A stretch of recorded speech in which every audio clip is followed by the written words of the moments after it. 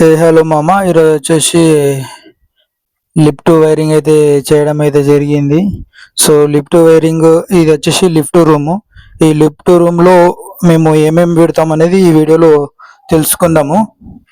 So ఇది వచ్చేసి 12 DB అయితే పెట్టేసినాము.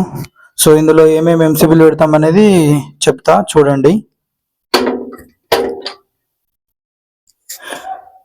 ఇది వచ్చేసి 32 amps 4 pole ఎంసీబీ 25, 20, 16, 10 ఇలా ఎంసీబీలు అయితే నింపినాము.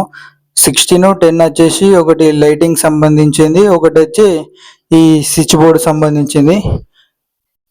ఇందులో అయితే 8 మోడల్ బోర్డ్ అనేది పెట్టడం అయితే జరిగింది. సో 2 సాకెట్లు పైన ఒక హోల్డరు రౌండ్ షీట్ రాలేదని అలా బిగించినాము. సో ఇక్కడ ఒకటి 36 వాట్ ట్యూబ్ లైట్ అయితే బిగించేసినాము. కొందరు ఏం చేస్తారంటే లిఫ్ట్ వాళ్ళు 40 amps లేదంటే 63 4 pole amps ఎంసీబీ అయితే పెట్టిస్తారు.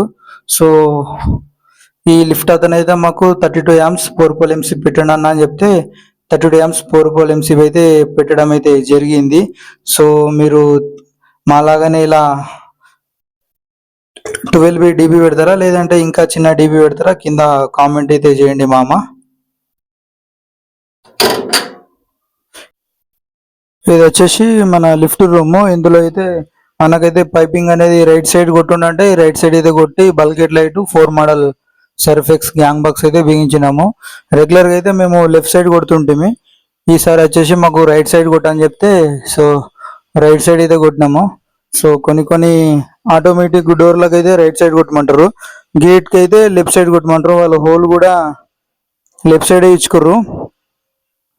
ఇప్పుడు వచ్చేసి కాపర్ వైర్ అయితే వేసేయాలి. కాపర్ వైర్ వేసి ఎర్తింగ్ అనేది వేయాలి లిఫ్ట్కి. సో ఈరోజు వచ్చేసి ఈ వర్క్ అయితే చేసినాం మామ.